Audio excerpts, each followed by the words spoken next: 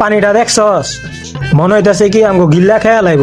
হ বেডা, এই পানির ভিতরে গোসল করলে অবস্থাটা কি হইব বুঝতেছস? কি আর হইব? কিছু আর হইতো না।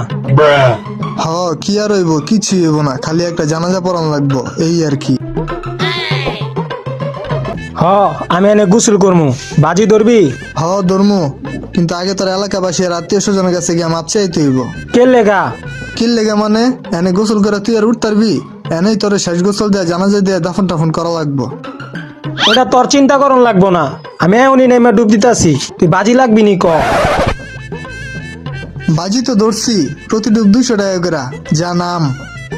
ধূপ কিন্তু আমি 100টাই দিমু। 100 না, তুই 50টাই দে। না, আমি 200 ডুব দিমু।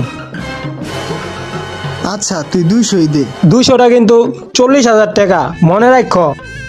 আমার টাকা লয়ে তোর টেনশন করান লাগবো না, আগে তোর টাকা বাই কর, পরে যদি টাকা না দিই তারস। আমার কাছে টাকা নাই, কি হইছে? আমার মোবাইল আছে না, যদি না দিতে পারি আমি মোবাইল দিয়ে যামুগা। আচ্ছা রাজি আমি, ডুব দে।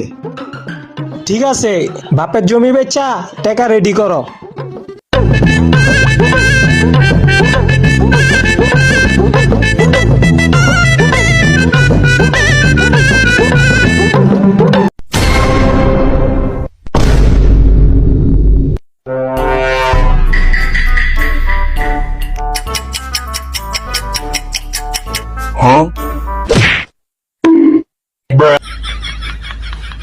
মোবাইল গেলে মোবাইল খুঁজে পাওয়া যাবো, কিন্তু জীবন গেলে জীবন আর পাওয়া যেত না।